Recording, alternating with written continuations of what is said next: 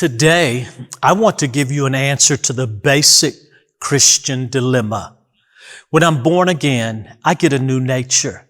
And 2 Corinthians 5:17 says, I become a new creation. Well, here's the dilemma. If I have a new nature, why do I still struggle with weaknesses and sin? Well, it's because I still have my old nature as well.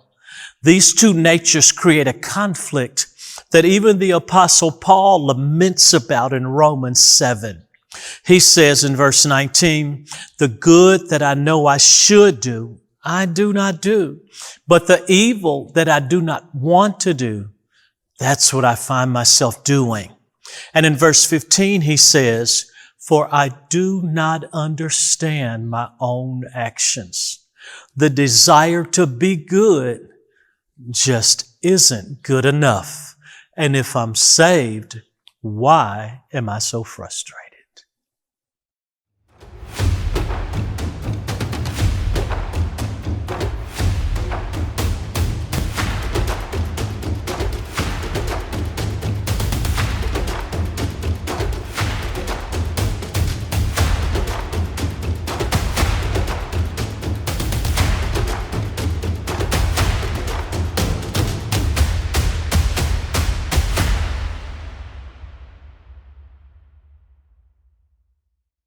Today, we're going to make some discoveries in the book of Nehemiah, which illustrates the Christian dilemma, and it gives us the answer to this dilemma.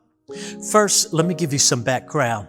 Nebuchadnezzar, the king of Babylon, had invaded Jerusalem, and he destroyed the temple, and he burned the city, and he took Jews into exile.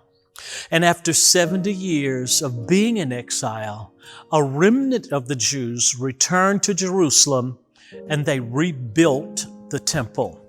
Now, Nehemiah had not returned to Jerusalem with that remnant, but when some of his family came back to visit him, he made inquiries about the state of things there in Jerusalem. What was the condition of the people and the restoration of the city? Well, here's what he's told in Nehemiah chapter 1 and verse 3. The remnant there in the province who have survived the exile, they're in great trouble and in great shame. The walls of Jerusalem are broken down and its gates are destroyed by fire. Now the people had rebuilt their temple, which gave them a place to worship. But because the walls had not been rebuilt, they were broken down. The city had no protection. The people could go into worship, but once they left the worship, they lived in embarrassment and in fear of invasion. The book of Nehemiah is really talking about us. The temple represents our spirits, and the wall represents our soul. And when we're saved, our spirits are regenerated. We can worship in spirit and truth. But until we understand what it means to rebuild our walls or to be renewed in our minds, we can be saved, but we still live jacked up lives in embarrassment and in shame. And when your walls have breaches, you have no defenses and no resistance. We all have had experiences in our lives that leaves scars. Some experiences can be so devastating that it seems like they permanently damage the walls of our soul. But today the concern is, how did you respond to the things that have happened to your soul?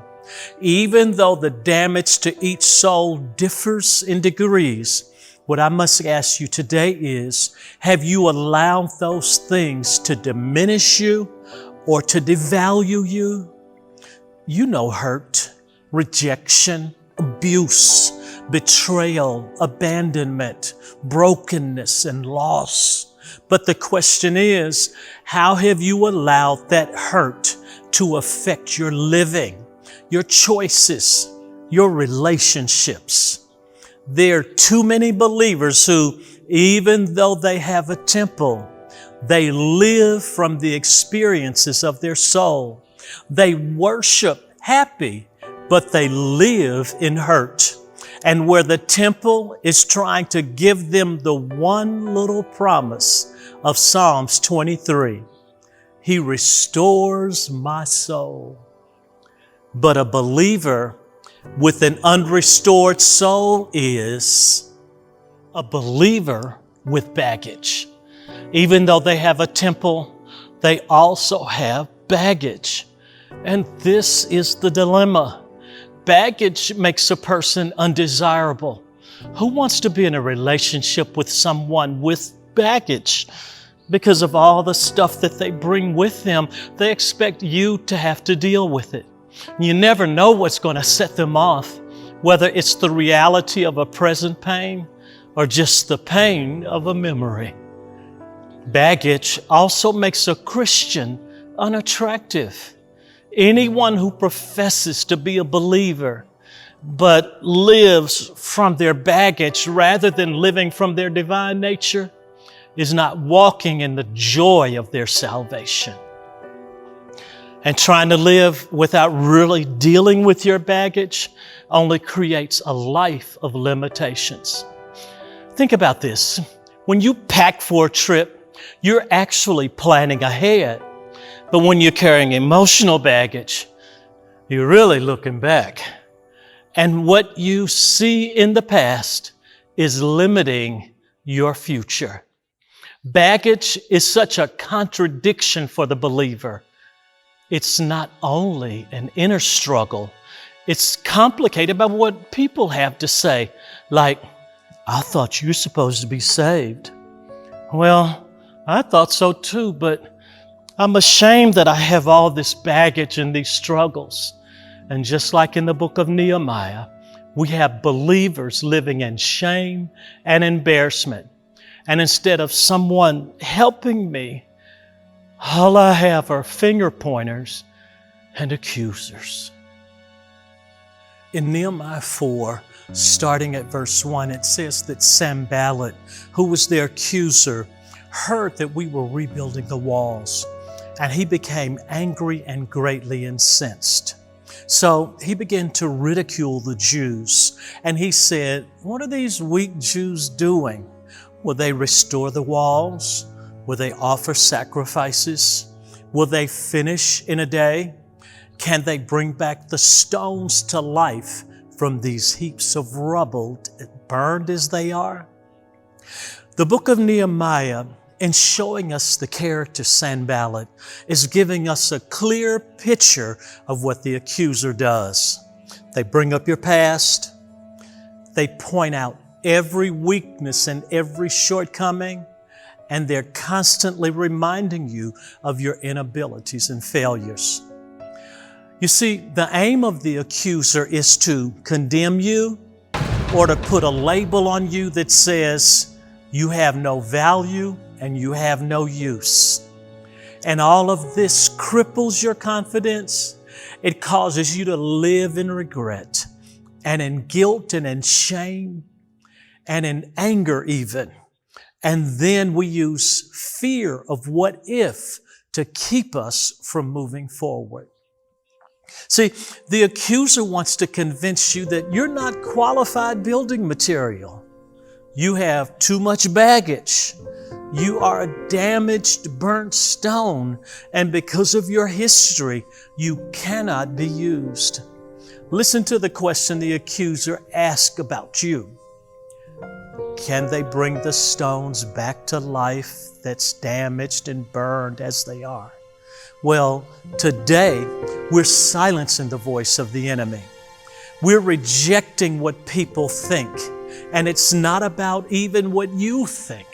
It's about what the Lord thinks. And we clearly see what the Lord thinks in the book of Nehemiah, when He impresses Nehemiah to return to contend with the accusers and rebuild the walls. And even though the only building material he has was burnt stones, and the walls had breaches, and the stones had damaging experiences, kind of like the walls of our souls. Do you know what a cornerstone is? Well, it's the first stone that's laid. It's the standard and the measure for all the other stones that'll be used in the building. And the Bible says that Jesus is the cornerstone. But do you know what? He's also the stone that's considered damaged. And Jesus was actually rejected by the builders. Psalms 118:22 says, the stone that the builders rejected has now become the cornerstone. Do you get that? Even though Jesus was rejected, he's now considered the main stone in the building. So that brings us back to the question that we need an answer to. Can they bring the stones back to life, as damaged and as burned as they are? Well, the answer clearly is yes. The Lord can use you even though you've been damaged and burned. He can use you to build something great. 1 Peter chapter 2, verses 4 and 5 says, as you come to him, the living stone, rejected by men, he was, but chosen by God. Now he's precious to him. You also, rejected by men and chosen by God and precious to him, you also are living stones being built into a spiritual house. This is the good news. Life may not have been fair. It may have damaged your soul. People may have disqualified you and written you off, but the Lord has a plan to use you to build something exceptional. Now, how does God use damaged people? By sending Nehemiah. And to understand the full impact of that statement and the full impact of Nehemiah, you need to understand the meaning of his name, Nehemiah. It means comfort of Yod or God. Nehemiah is a type of the Holy Spirit, the comforter or the comfort of God. And Holy Spirit does not come to condemn you. He comes to restore your soul and your mind and your emotions and your hope. He comes not to discard you, but to place you into your purpose. And when Jesus sent the Comforter, the Holy Spirit, these are the three things that Holy Spirit will do for you. Holy Spirit is a sky cap. You know what that is, right? He's the guy that carries all your baggage for you. Holy Spirit wants to take on all your worries. He says you can cast all of your cares on him. He wants to heal the pain and take away the weight of your past so you can be free for your future. Holy Spirit is our advocate. Jesus tells us in John 14:16, as he's preparing to leave, I will ask the Father, and he will give you another helper to be with you forever. Now that word helper in the Greek is parakletos. It means comforter as well, like we said with Nehemiah, but it also means advocate or legal aid. In other words, an advocate is an attorney, and the purpose of the advocate is to deal with your accuser. He speaks on your behalf, and he makes sure that your record is expunged. That's why the Bible says that we have an advocate with the Father. So when the enemy comes to accuse us, Romans 8:1 says, there is therefore no condemnation to those who are in Christ Jesus. Holy Spirit is our contractor. He fixes what needs to be repaired. Where bitterness has rotted out the supports and pain has put holes in our walls, Holy Spirit is our contractor to fix those things. You may feel like you've been damaged and you're a burnt stone, But as our contractor, Holy Spirit restores our soul, and He restores you to full use. God knows your failings and your frailties, but He still has a plan to use you.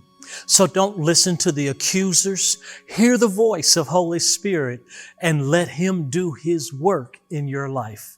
And remember, God is who He says He is, and He will do what He says He can do. Therefore, I am who God says I am, and I can do and be what He says I can do and be.